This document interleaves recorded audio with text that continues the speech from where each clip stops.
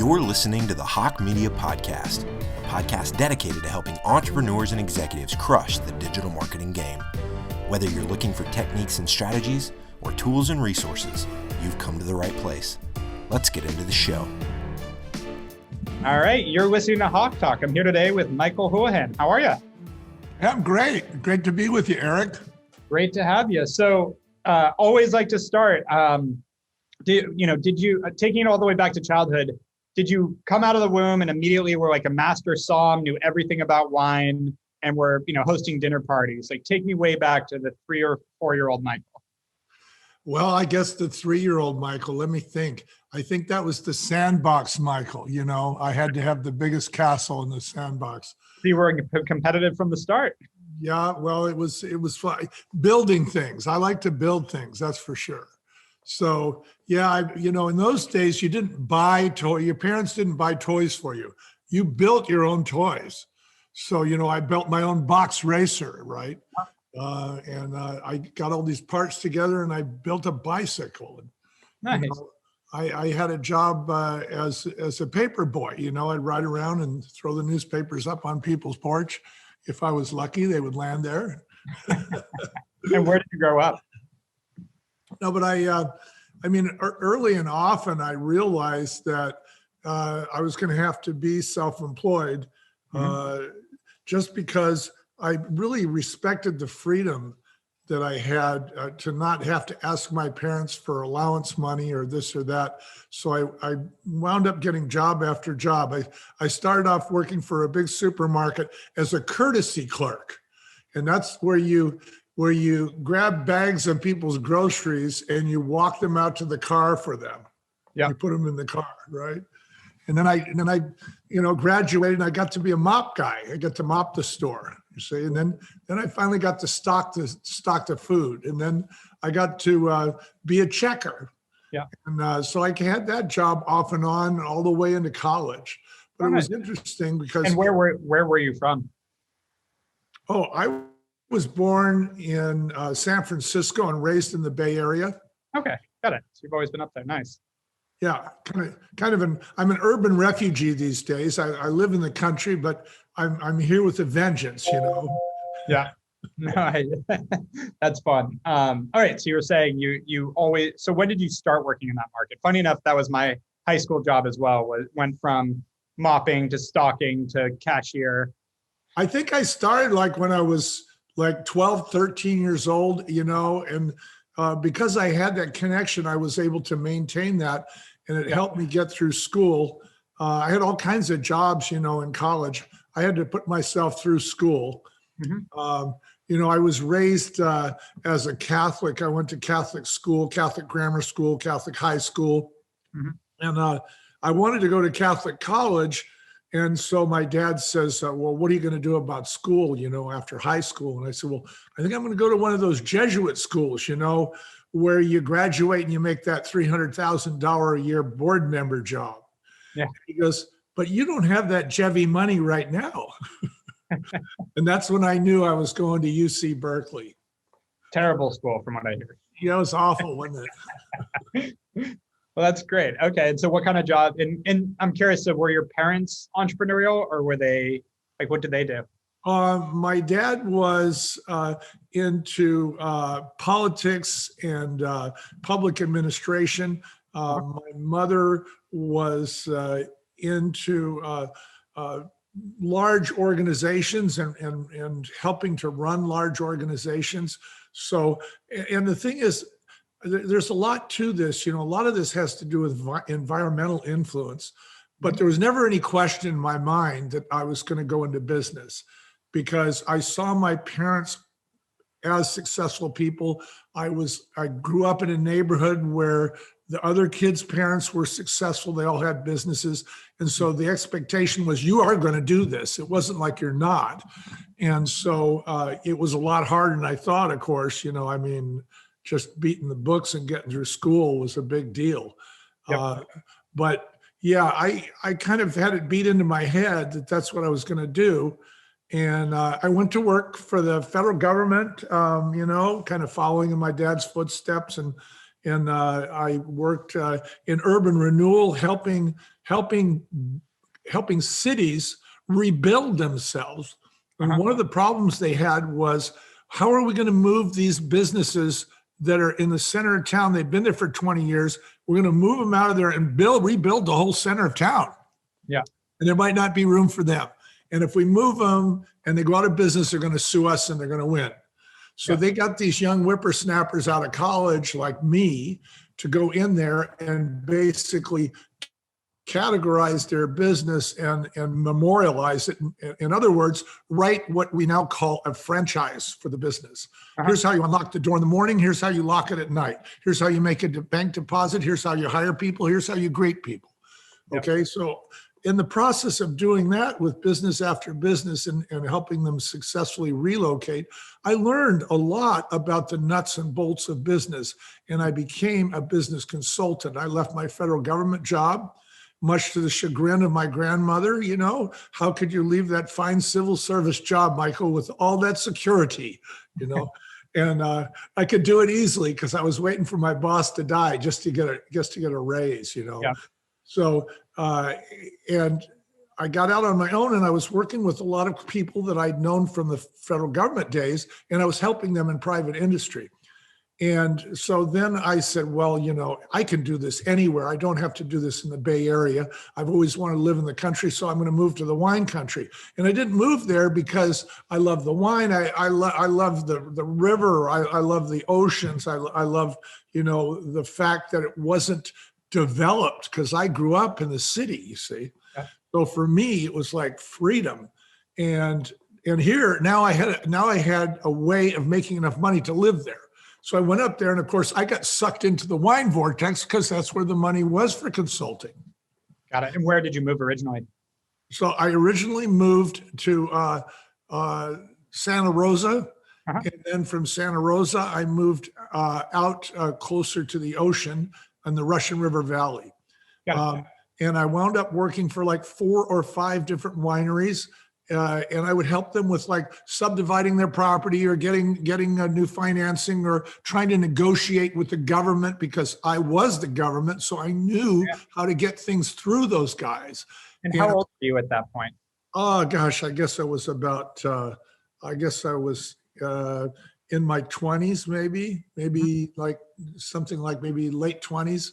Which is pretty impressive. I mean, it takes a lot of money to get into the wine business generally. So you're probably working with some pretty wealthy individuals that are hiring some kid, for lack of a better word, in their 20s, help them with some pretty big issues around financing and government work. So right. Well, I had a niche, and I was not afraid of bureaucrats. Yeah. I could make friends with bureaucrats, and I knew how to navigate things through the structures. So I had this skill. And then one day I was at we used to have rock and roll clubs with real bands, you know, and, you know, they'd have like a lead guitar, a bass guitar, a scratchy rhythm guitar, a 4-horn rhythm section, mind you. Yeah. Everybody was jumping. The whole place, our joint was jumping. Okay. So this was not like watered down hip hop or something. This was serious, you know, with a lot of brass. Anyway, kind of James Brownie style music, if you know what I mean. Yeah. And I meet this gal, and we fall in love, and you know, we have been together for 37 years, and that was Bonnie Harvey. And we're not together very long before I realized that she's a consultant too, but she's in a different kind of consulting. She's helping these wineries not just subdivide their property, get refinancing. She's actually helping them run it, you know, from an office management and oversight standpoint. Yeah. So, you know, I got a brainiac on my hands. And one day she comes to me and she says, listen, she says, I have this client who is owed 300 large by this winery, and they haven't paid him in 3 years. And I'm worried for him. I said, well, what do you want me to do? She says, well, I want you to go negotiate the deal. And so I just met this gal, and already she's got me out collecting 300 large. Yeah. You know, it's like, did I marry the mob or what? What is this? So I go to this winery, and the day I show up, they declare bankruptcy. And the guy the guard at the gate says, well, I hope you're not here to collect any money because we filed a Chapter 11 this morning and you can take your ticket and wait your turn with the rest of us. And I thought, oh, this is going nowhere. So I get into the meeting and I look out the window and I see all this row of tanks, these stainless steel tanks. They're huge, right? They're like, some are 18 feet in diameter and 25 feet high. Wow. And I said, what's in those tanks? And they said, oh, that's bulk wine. That's like Cabernet Sauvignon and Sauvignon Blanc bulk wine. So I look out this other window and I look like I'm looking into some kind of a handball court. And in the middle of it is this thing that looks like a chrome locomotive. And so I just euphemistically said, what's with the chrome locomotive in the handball court, guys? And they said, oh, that's not a chrome locomotive. That's a bottling line. I said, a bottling line? Yeah, that's a clean room. I said, does it work? Oh yeah, it does 3,000 cases a day. And then it hit me like a chrome locomotive. And I thought to myself, I'm not going to get any money out of these people. So why don't I offer trade? So I said, how about this? We'll clear this debt for 300 large. You give me 300 large, that's $1,000, $300,000 worth of wine and bottling services. So basically pay us off what you owe us in bottles of wine that don't have a label. Yeah. And I thought, well, we'll get a label, we'll come up with a marketing program. We'll learn everything there is to know about distribution, all the laws in all the 50 states. How hard could that be, right? Love it. How long could that take? That take? So Bonnie and I go out and we get started. And as we do, the guy that we're trying to save the money for, he bails out. He says, I can't do this. He says, I'm a winemaker. I'm a grower. I don't want to have anything to do with that. That's mercantile business. You're talking about retail. You're talking about wholesale. I don't have time for that. And so we said, okay. How about this? Instead of us working for you, you work for us. You become our winemaker. And instead of the winery owing you this money, and you're going to get 3 cents on the dollar when the lawyers are done with it in 10 years, which is what happened, we'll pay you 100 cents on the dollar. And you just trust us to owe you the money. So we did. And so that's how Barefoot Wine gets started, on a debt. But of course, we didn't know what the hell we were doing. And we got into this thing. And how long did you know Bonnie at that point? Oh, I've known her for about a year when we dove into this. Okay. But in that year, I knew that she was really good with math and details. She was the kind of gal who could get into a contract from a bank and show you the clauses that negate the contract. Yeah. That their lawyers had approved. Erik. I've seen that. So that's awesome. And you seem like you're the guy that really saw the opportunities, and so we're able to be kind of the vision side of it. Well, I wasn't afraid of the challenges, and maybe that was because ignorance was bliss, Erik. Yeah. If you don't know what you're up against, you go out there, like the Crusader. So I went out there. And, at least I was humble enough to realize that I didn't know what I didn't know. Mm-hmm. And so I started asking people, as we say, we made friends with people in low places. These are people with dirt under their fingernails. They do the real job. They're driving the forklift. They're driving the truck. They're running the bottling line. They're putting bottles on the shelf in the supermarket. They're pricing items. These are the people who are the real grist of the mill. And we asked them, what works, what doesn't work. And they gave us insights that the white collar workers didn't give us, because they were dealing with the real McCoy, not what you hoped it would be, not what college told you it should be, but what was actually working. And they gave us insights about the label and all this stuff. And we immediately employed them. So Barefoot became a conglomeration of suggestions from blue collar workers in the wine industry. Smart. And where'd you get the name Barefoot? Well, Barefoot, at the time, the wine industry was real snobby. Bonnie and I, we were drinking beer and martinis. We didn't really like wine. Yeah. And we thought the people behind it, were thinking too much of themselves. And, everybody's trying to speak French at the time. Yeah. And we said, if we're going to do wine, we've got to get as far away from nose in the air as humanly possible. And of course, barefoot is the opposite end of the body, right? Plus, has these other connotations that are interesting, like, when you're barefoot, you're relaxed, it's the opposite of uptight. And also, wine was originally crushed that way from Roman times and before, barefoot. So we came up with this Barefoot Footprint. And Bonnie actually perfected it. It was so funny because we had this artist down in LA who was working for us, and she said, well, I know you want a foot on your label, but can you send me a foot? And she kept drawing these feet that looked like a brick. And so Bonnie said, oh, where am I going to get a long, thin foot with a high arch? And she says, I've got one of those right here on the end of my leg.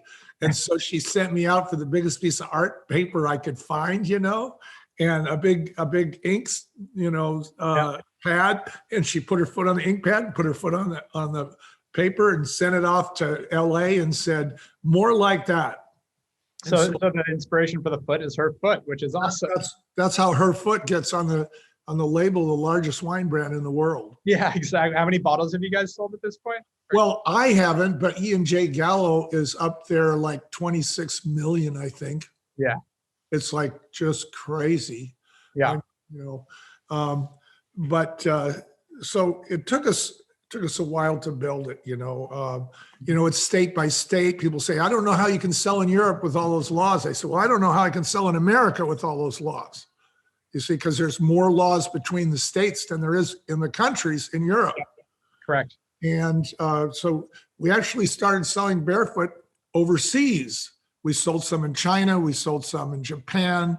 We sold some before going through the U.S., or you were already through the U.S.? We were in the U.S., but we were only in a few places. When we started in the U.S., we chose places that we could manage.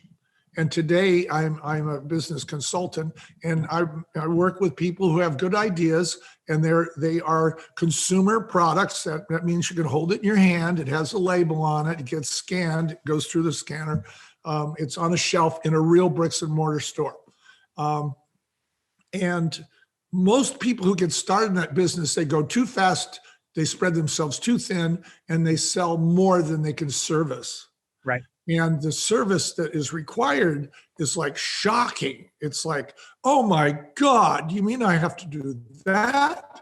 I mean, I had a suit and tie on. It was 87 degrees. I'm in Publix number 375 in Tallahassee, Florida, big chain, 700 stores.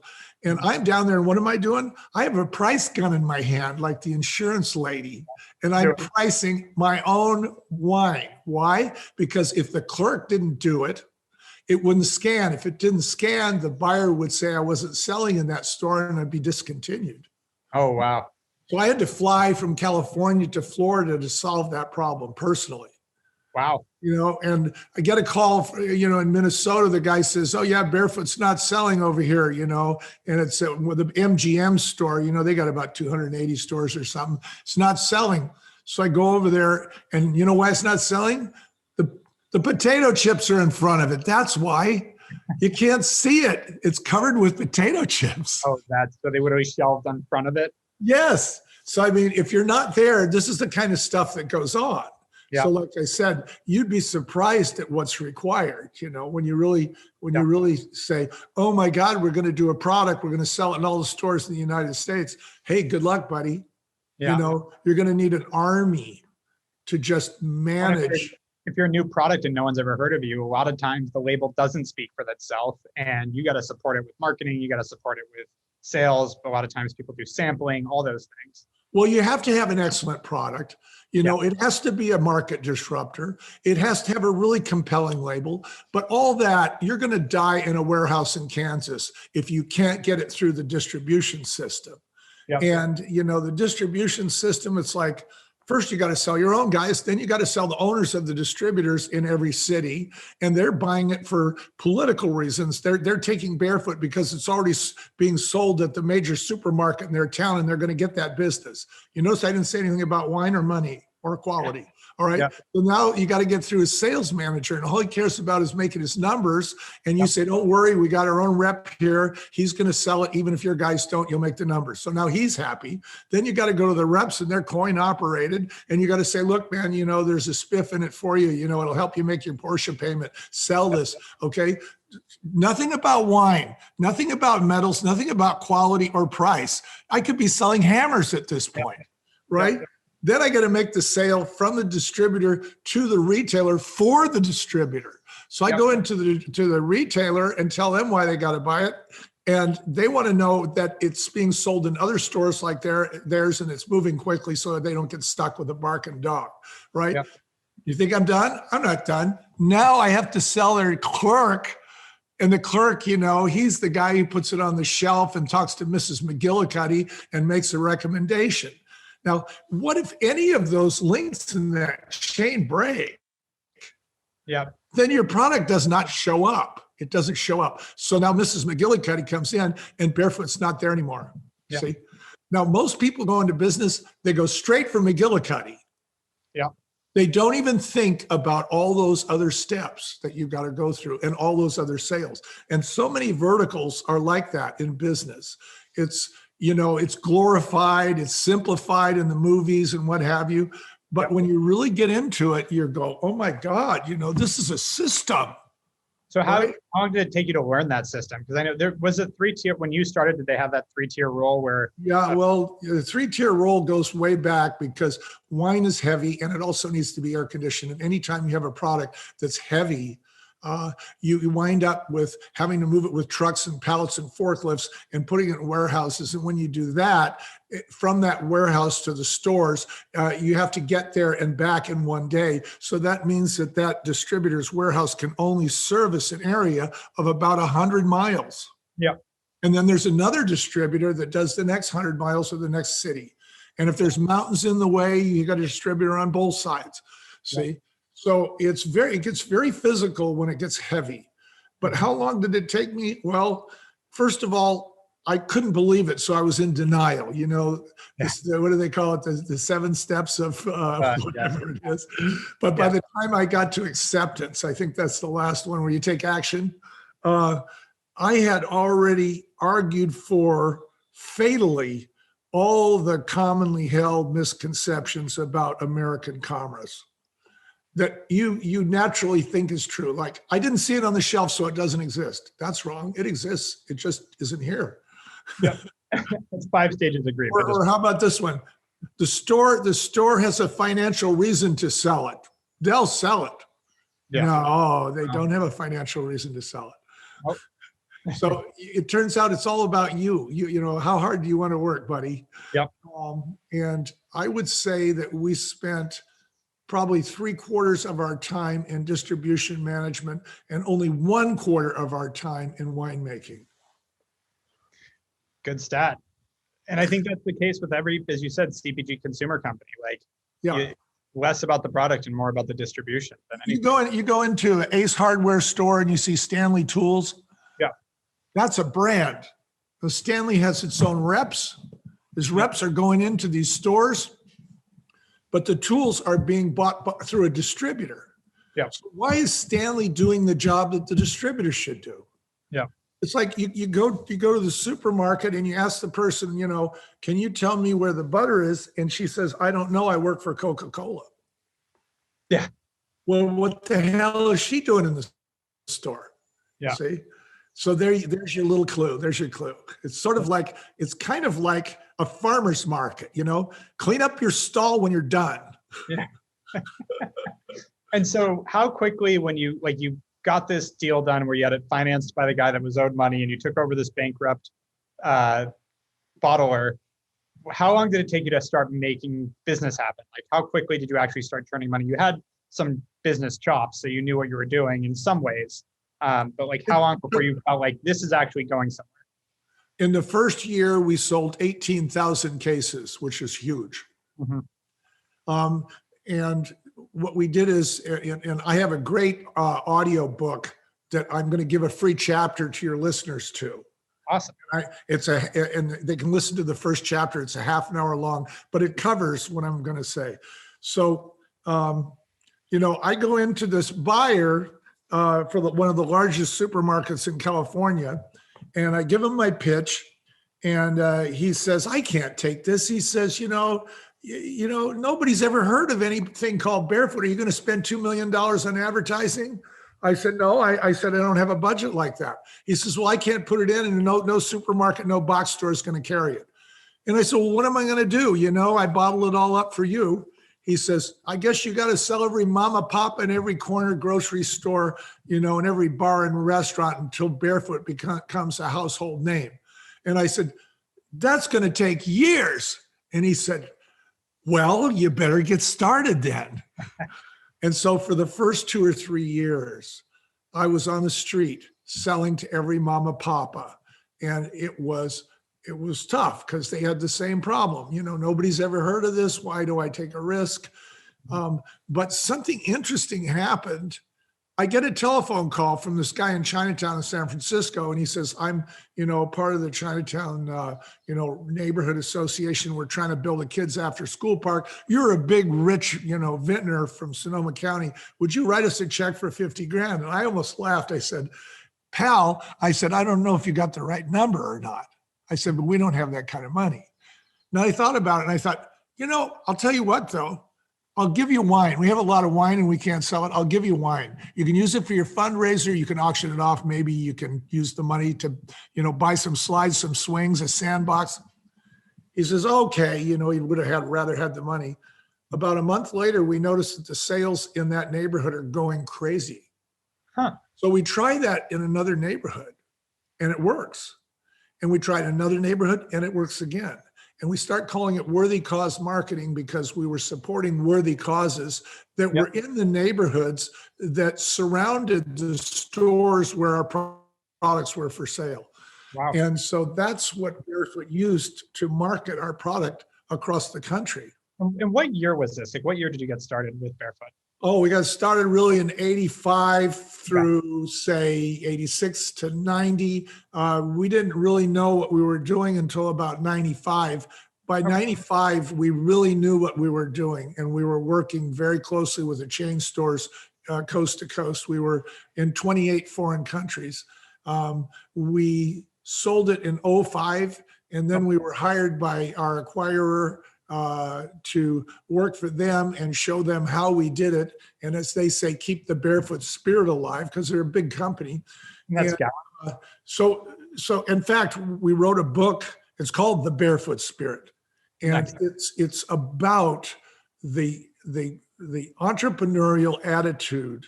It's called How Hardship, Hustle, and Heart Built America's #1 wine brand. And let me tell you, hardship, big time.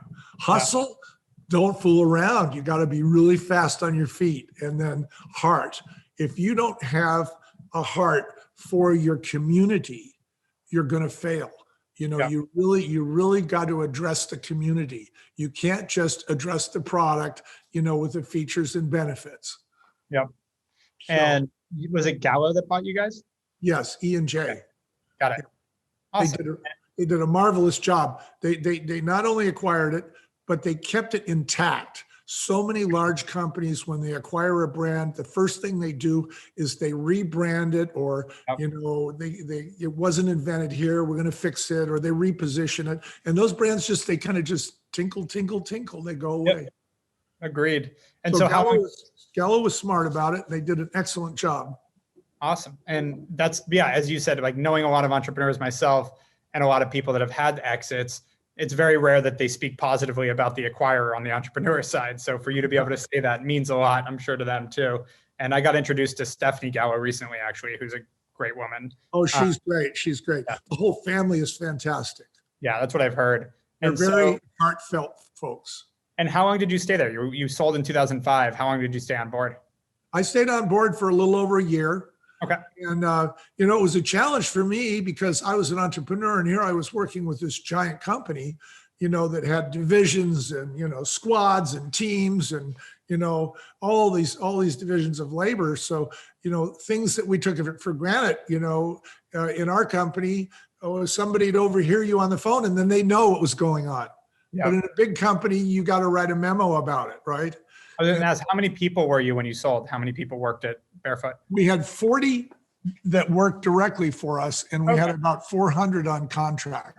Got it.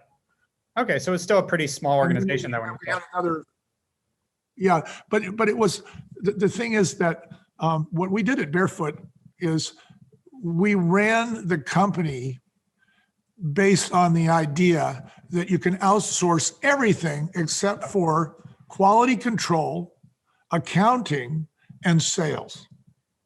Everything else you can outsource. So the people my business and don't even know it right now, which is just fantastic. We're an outsourced CMO and marketing team, is Hawke Media. Perfect. Yeah. So the idea is, there's always somebody out there who will take your sub job contract. The question is, how do you police it? How do you police the sub job contract so that you're getting the kind of quality control that your customers deserve?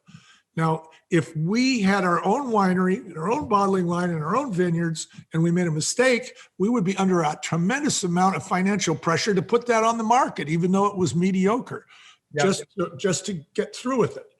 But that would have hurt our reputation. So the way we did it was we said, unless it is to these exact specs as in our contract, we're not going to pay you. Yeah. So you're going to get stuck with a bad job. Yeah. So that changed the paradigm significantly. And then we had our employee was in their company policing it and managing it when it was being done. Nice. So we exhibited a tremendous amount of control on quality. And as far as sales is concerned, people say, oh, somebody else is going to take care of sales. No, they might sell you marketing services, but they're not going to actually make sales for you. You're going to make the sales. Yep. Yeah, we always call ourselves a support team for a sales team when there's a sales team required. Like when we're going consumer brands and direct to consumer, different. But when we're working with any type of business, it takes a sales aspect. It's like, we're here to support them, but you need sales. Amen. And the other thing too, Erik, is you can't outsource accounting. Now, maybe at the end of the year, you can outsource to a CPA, but he's going to want to see your bookkeeping. The reason that you can't outsource accounting is you need to know how you did at the end of the month before the 10th day of the new month. That's fast. That is really fast. And if you don't know, if you don't have your little, dashboard filled in by the 10th day of the new month, you might overlook a mistake, or a mistake might exacerbate, you see? So it's really important to be on top of those numbers. We learned so much about business itself. I would say we learned more about business than we did about wine. On that note, so 15 years ago, you left Gallo and you became a business consultant right away. What'd you do once you had this? I assume it was a decent outcome for you. You built the #1 wine company in the world. So I hope that it paid you well. What happened was we had so many people within Gallo and our former employees and our former contracted folks who said, Michael and Bonnie, you got to write a book. You've got to write a book that incorporates this philosophy of business, So we thought, well, we'll write a book. So we went out and we looked at these business books, and you know how business books are. Here's the 3 things you got to do, the 5 things to never do, the 20 things your customer wants from you, right? Next book, it's the same damn thing. Okay. So what are they selling? They're selling outlines. Okay. These are outlines because for the last 25 years, we got into this thing about how to simplify it, get it down to some key points, right? Make a word out of it. We said, that's BS. We're not going to do that. So we decided we're going to write a story, like a cliffhanger, tune in next week and see if Bonnie and Michael go to jail, or if they go bankrupt, or if their top customer leaves them, or, if they get that person they're looking for. Yeah. And so we wrote it like that. And in the process, we became a New York Times bestseller in the business division for, I believe it was like 9 weeks. Wow. And we were very incredibly hard to do. 9 weeks is very not often. Very difficult.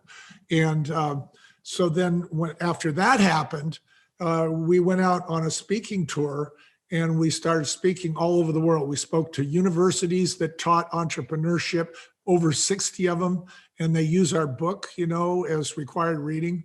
And then we also decided that, we could teach entrepreneurship. So we started inviting students from all over the world who are studying entrepreneurship to our home in the wine country, which is a nice estate. And we'd walk around in the trees and by the creeks and the waterfalls, and we would talk to them about things that had to do with entrepreneurship and the mindset. So we did that for a while. And then we became writers, and we started writing for all the business journals and, the Entrepreneur magazine and all that stuff, and wrote over 1,000 articles. Wow. And then you guys get the content together. Yeah, we do. And I'll talk to you offline about the content, because I really want to monetize that in a different way than I am. Sure. But anyway, so that opened the door for consulting. People started coming to us and they said, would you fix my business? I want to start this product. I don't know how to distribute it. And so then we became consultants. And so then, so all that happened. We were speakers, we were writers, we were consultants. And that became, our day job. And we really enjoyed it, Erik, because it was so rewarding, to have somebody write us a little email and say, 4 years ago, I saw you in New York and you were talking about these principles. I applied them to my business and I tripled my income. Yeah. Yes. It's really great. Yeah. It's awesome to see. Cause it's one of those things. I would assume you did it for so many years. It's easy to take it for granted in the sense of like, you spent 20 years on Barefoot, but you also spent years before that business consulting, years before that working in businesses, that all that knowledge is now natural to you. But when you talk to someone that has none of that experience and you can highlight a few simple things that are simple to you, you can legitimately change the course of someone's business in a 20-minute conversation. Oh, absolutely. Absolutely. In fact, we're at a point now where the people that we work with who are our clients, we actually interview them like they were going to come to work for us. Yeah. And we want to know, is this person coachable, right? Is their business scalable? Can their business run without them? Are they interested in monetizing their brand equity? And by the way, do they have a knockdown, drag out success on their hands? Yeah. Not the other way around. Yeah. So do you guys invest or take equity, or how do you work in that sense? Well, the way we work typically is we get a fee for attending meetings where we become on their board of advisors, and we're sounding boards like every week or twice a week or once a month, depending on the stage of the business. And then when they get to the point of acquisition, we take a percentage of what the acquirer pays for that business. Oh, got it. So yes, we're investing because we're certainly not charging them enough money for what we're doing. That's why you're doing it. Exactly. Here's 30 years of experience. What do you say? Yeah, exactly. So at this point, I'm curious. So 2 kind of final questions for you. Number 1, what's next? Do you want to keep building out this consultancy? Do you have something on the horizon that you're excited about? Yes, I have something I'm very excited about. It's called Business Audio Theater. So we took our book. Yeah. And, one day we're speaking to 1,500 people and we noticed 700 of them are wearing earbuds. This is 4 years ago when earbuds just started coming out. And we said, okay, what are you listening to? Is it hip hop? Is it rock? What is it? And they said, oh no, one lady said, I'm listening to War and Peace. The damn book is so thick and I can listen to it this way. When I want to, I can bike, I can change my baby's diapers, I can listen to it. Another guy says, oh no, I'm listening to podcasts, how to improve my business. And we said, wow, audio's going nuts. We need to get our book into audio. So we bought the top 10 business audiobooks. We listened to them and they were great and we learned a lot. But they were all read to you. They were all had narrators. And God help you if you didn't like the sound of the narrator's voice because you were with them for 7 hours. Yeah. Okay. So we said, well, let's do something different. So we got this idea from Prairie Home Companion, Guy Noir, Private Eye, right? We're driving across the desert one day and here comes Prairie Home Companion on public radio. And it's this copy of a 1945 radio theater, where this guy who's a private detective, he says, yeah, it was a rainy night in the city. I knew she was trouble when she walked in and with her raincoat and, this kind of thing. And so we thought this is a really cool way to tell a story because you're not talking to the person in the first person and sounding patronizing. You actually have an actor playing the part of the founder, and you have other actors playing the part of protagonists and antagonists. And you see the founder trying to negotiate these huge challenges. And sometimes the founder fails. And after a while, you're listening, and you're pulling for the founder, you're identifying and you're pulling. And so what we want to do here is we want to offer businesses an onboarding tool, if you will, and a tool to help them find the kind of people that are interested in their business, and a tool that's going to help people identify with their business and stay there. Because young people today, if you're 24 to 34, you got 2 kids and a mortgage, you got to ask yourself this question: is where I'm working with good for my kids or not? Yeah. See, so ultimately you've got to say, this is a temporary job until I find the company I can identify with. Yeah. See? In other words, I don't want to just make a living. I want to make a difference. So the way that we are selling this tool, Business Audio Theater, is it is a tool that businesses can use to show their employees and everybody else, all their stakeholders, who they are as people, by taking them through their own story. Love that. That's really cool. I think that's, they talk about sort of a job preview, which is like the HR term of like when you're coming to the job, but it's usually like, this is what a day in the life looks like, versus like a true narrative and story around the business. I think that is really cool. All right. One last question. I think you're going to have a good one for this. What is one piece of advice you'd give to someone trying to really achieve their dreams, and something that you think is not normally talked about? Work hard, be smart, sure. But like, what's something that you think most people don't mention that really comes with the territory of wanting to achieve your dreams? I think that what you have to do is ask a lot of questions. Mm-hmm. Be humble. Go to people in the industry where you want to see your dream realized, and ask the people in that industry who are doing the real work what they think. And you'll get insights that you would never get from the top players, because they're handling those goods every day, and they know the goods they're handling, and they know the goods that they handled for a short time and then it went away. And the ones that are sitting in the warehouse and not moving, they know. They know what's wrong with the labels. They know what's wrong with the names, the catchphrases. They know what's wrong. And so my advice is get an education from people who don't have a formal education about your industry. Because I think formal educations tend to hype us up and make us believe a lot of, stuff that's abstract. Yeah. It's not the real McCoy. Yep. My dad always used to rant when I was a kid about those damn MBAs. They're always screwing things up. He was right. Yeah. Well, Michael, thank you so much for coming on HawkeTalk. Oh, it was so much fun, Erik. Thank you. I enjoyed it. You've been listening to the Hawke Media Podcast. To ensure that you never miss an episode, make sure to subscribe to the show in iTunes or your favorite podcast player. Thank you so much for listening. Until next time.